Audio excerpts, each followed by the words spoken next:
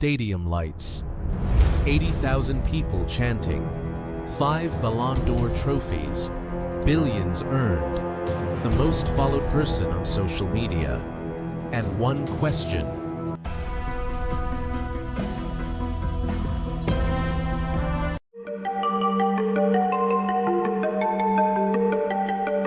Long before the trophies, before the headlines, before the world knew his name, there was a young boy running through the narrow streets of Madeira, an island in Portugal, surrounded by the Atlantic Ocean, beautiful, peaceful, but far removed from the bright lights of Europe's biggest football stadiums.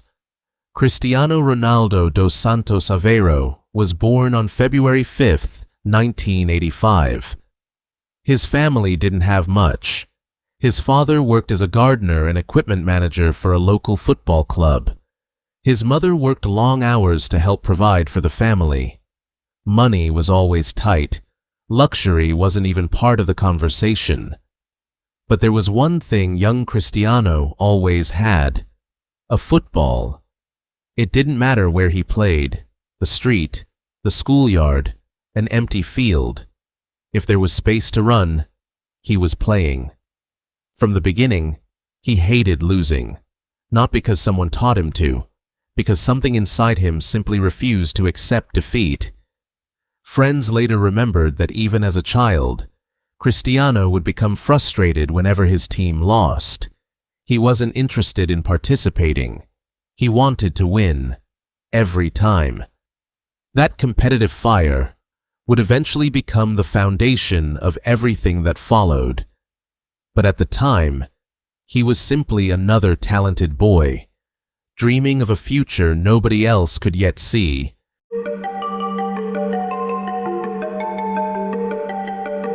At just 12 years old, Cristiano packed his belongings and boarded a plane to Lisbon. More than 900 kilometers separated him from everything he had ever known. Most children that age worry about homework. Cristiano was trying to build a professional football career. The transition wasn't easy. He missed home. He missed his family. There were moments when the loneliness felt overwhelming. According to people close to him, there were nights when he cried himself to sleep. Not because he wanted to quit, because he missed the people he loved. Many young players return home during moments like these. Cristiano didn't. Every difficult day became another reason to keep going. He trained longer, ran harder, practiced more. While others rested, Cristiano stayed on the pitch, again and again and again. Talent had opened the first door, but discipline was beginning to separate him from everyone else. Coaches noticed something different.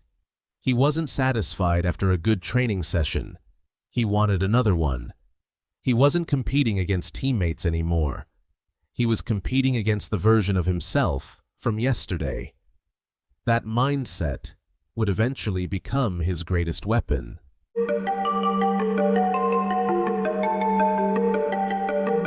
It was August 2003, a pre-season friendly, Sporting CP against Manchester United.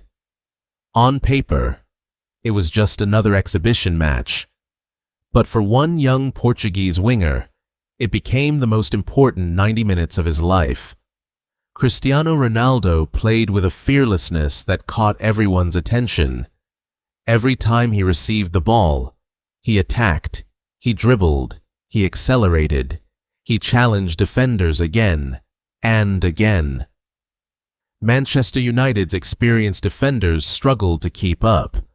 By the final whistle, the score hardly mattered, because inside Manchester United's dressing room, the conversation had completely changed. Several players reportedly told Sir Alex Ferguson the same thing. Sign him. Sir Alex didn't wait.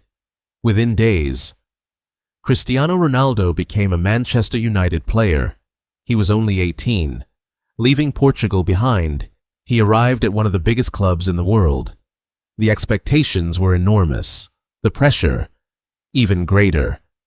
Manchester United had just lost David Beckham, one of football's biggest stars, and now the famous number 7 shirt was handed to an unknown teenager. George Best, Brian Robson, Eric Cantona, David Beckham.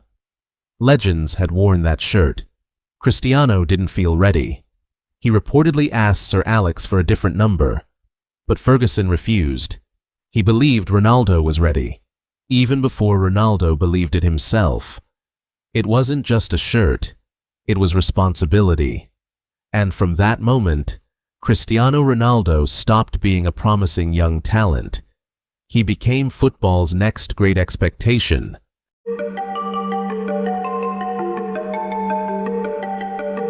When Cristiano Ronaldo first arrived in England, he wasn't the complete player the world remembers today. He was exciting, fast, fearless, but also inconsistent. Sometimes, he dribbled too much. Sometimes, he made the wrong decision. Critics questioned whether his style would ever translate into greatness. Many young players would have accepted those criticisms. Cristiano Ronaldo didn't. Instead, he went back to work, earlier than everyone else. Long after training ended, he stayed behind, perfecting free kicks, practicing finishing, improving his weaker foot, building strength, studying his own performances. Every weakness became a project. Every criticism became motivation. Sir Alex Ferguson often spoke about Ronaldo's desire to improve, not because someone forced him, because he demanded it from himself. Day after day, season after season, the flashy teenager slowly disappeared. In his place stood one of football's most complete athletes. His pace became even faster. His finishing became ruthless. His heading became extraordinary. His physical conditioning reached another level entirely. People called it talent. Cristiano called it preparation. Behind every spectacular goal were thousands of invisible hours that nobody ever saw. The world celebrated 90 minutes. Cristiano lived the other 23 hours, preparing for them. That mindset changed everything.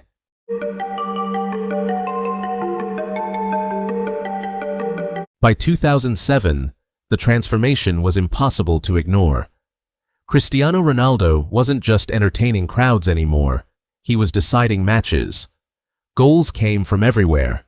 Long-range strikes, powerful headers, free kicks, moments of brilliance that seemed almost impossible to recreate. Manchester United returned to the top of English football. Premier League titles followed. Then came the UEFA Champions League. On football's biggest club stage, Cristiano delivered again. His performances earned him football's highest individual honor, the Ballon d'Or. For the first time, Cristiano Ronaldo was officially recognized as the best player in the world. For many athletes, that would have been the destination. For Cristiano, it was only the beginning, because across Europe, another club was preparing an offer unlike anything football had ever seen. A club that believed Ronaldo wasn't just the world's best player. They believed he could become their greatest ever. Real Madrid, the biggest transfer in football history, was about to happen.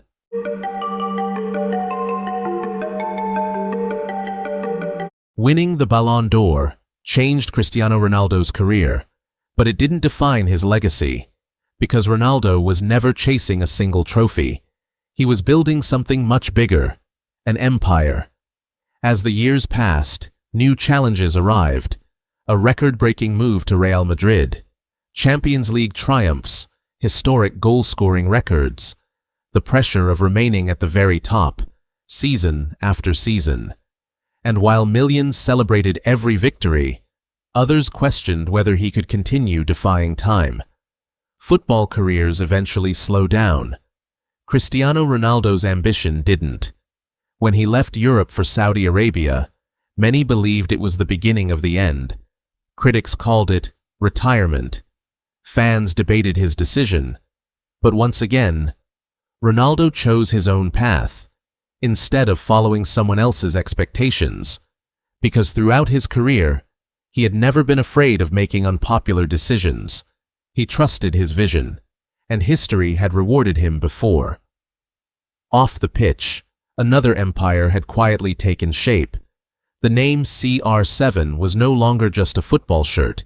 It had become one of the world's most recognizable personal brands. His influence stretched far beyond football. And then, there was family.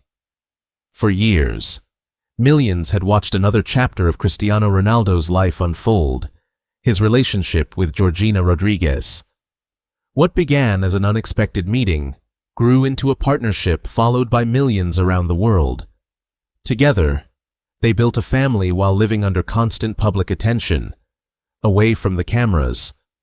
Ronaldo often speaks about the importance of protecting those closest to him, because behind the records, behind the trophies, and behind one of the most famous athletes on earth is a father, a partner, a man whose greatest victories aren't always measured on a scoreboard.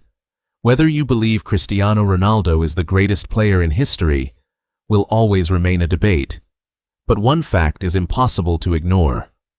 A boy from the small island of Madeira became one of the most recognized people on earth, not because success found him, because every single day he chased it, relentlessly.